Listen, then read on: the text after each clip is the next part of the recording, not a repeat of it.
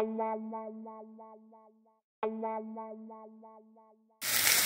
I'd make my daughter and her boyfriend some vegan tacos. Got some peppers and onions in here and some roasted poblanos, and I'm going to finish them in the pan. And I'm going to roast this corn up. And we got some, what are they? I'm going to try these cauliflower tortilla shells. Let's see how they go.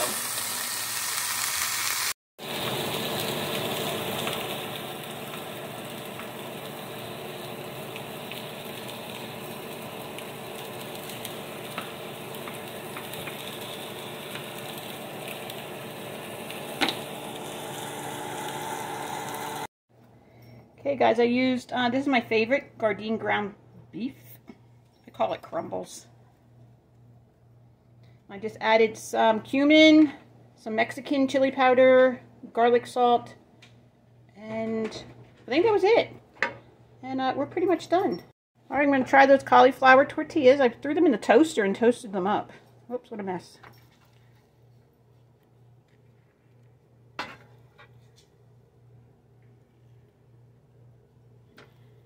Alright, I'm going to dress these up at the table and I'll come right back. Alright, here's the finished product. Doesn't that look good? Look at the colors in that. God, I love being a vegan. Everything is so colorful. Alright, I'm going to eat. Hey guys, I'm going to answer 2 more questions today. They're from the same person. Do I plan on coming off the road as a nomad? No, not for any time in the foreseeable future. This is my life. This is my home. I have no place to put it and no place to go. And I have a lot of traveling still to do. I have so many places I still want to go see. I have, I believe, 9 states left to see. And I also have states left that I've been through several times, but I've never explored them. Tennessee is one of them. Northwest Tennessee is absolutely breathtaking. I just met a friend, another guy from Jersey. I met him at the casino down in Catoosa, Oklahoma. He just came from there. He's newly on the road, and he just fell in love with it. And his pictures were beautiful, and it just sparked that in me again, that that's one place I really want to go to soon. I want to go there in the fall. And there's the whole West Coast, Idaho, North and South Dakota, and Wisconsin, and Hawaii and Alaska. Those states I have not been to, and neither have the dogs. And I would love to add that to their bucket list. For all of us to go spend time in all of these states. Alaska is one of the states that I've always wanted to live in. And I'm a cold weather girl. I love winter. I don't know if it's being born in Maine and just loving it there, that it's in me. I don't care how cold it gets. I'd rather have cold than I would like today. It's going to be 83 today, and it's getting pretty warm in here. I just shut my fan off. It's just running on my Jackery because I didn't plug into shore power here. I'm at my daughter's boyfriend's mom and dad's house, and I don't want to use their electric. But it's not too bad. There's a cool breeze, and I'm going to open the door in a minute. I just wanted it quiet so I could do this. This is my second shot because Elliot decided to lay near the tripod and kept trying to knock it over. So no, I don't plan on coming off the road at all. I don't know where I'm going next after this summer job. I'm hoping that this job goes well and I'm rehired for next year and continuing years after that. I just love it in that area of Colorado up in the Grand Mesa on the western slope. And I thought maybe I'd look for something, just a part-time job for the winter, just to add some more money to my bank account. And because I only live, I'll be honest with you, this is another question I've been asked. I'm 61. I am on disability. I have arthritis throughout my body. I have 4 slip discs. I've already had, I think, 6 operations for my arthritis, plus 1 joint replacement in my toe, and I need a new knee, but my doctor does not want to do that yet. He says I'm too young for it, luckily.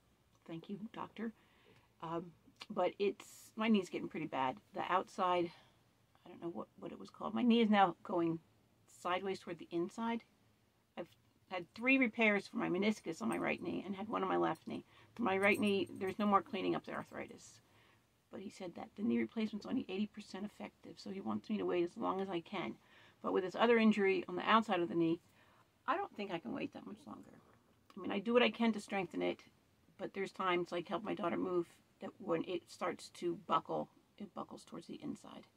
And it's pretty scary. I don't want to fall. I feel like I fall, I'm going to break a damn hip or something. And then where am I going to go? I'm going to be stuck having nowhere to go. I know my kids would take me in, so would my friends, but still, it's not what I want. But I live on $841 a month and some back child support that I get, which I don't count on because sometimes I'll get $3.61 a month or a week. The highest I get weekly, because I don't get it every week, it depends. I can go a month without getting it. It's $84. But to me, that's just found money. That just shows up in my checking account. So I usually put it in for gas or buy dog and cat food. So that's what I live on. And right now, with the gas prices, this past year, I've had the 2 surgeries, one on my knee and one on my shoulder.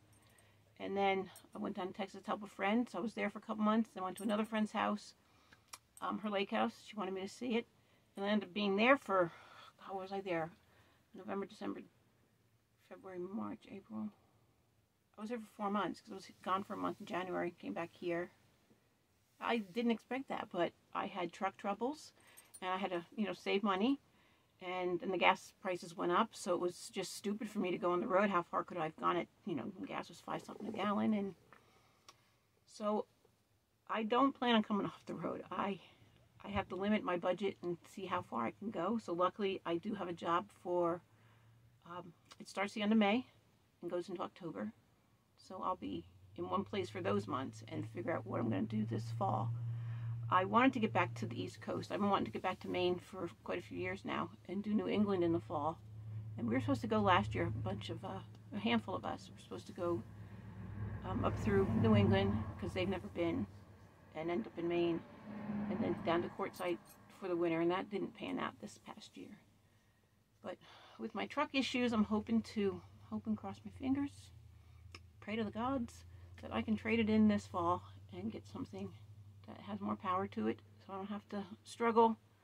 I mean, she's a geriatric truck, and I don't know, just get me to where I need to go for my job, and I'll be good.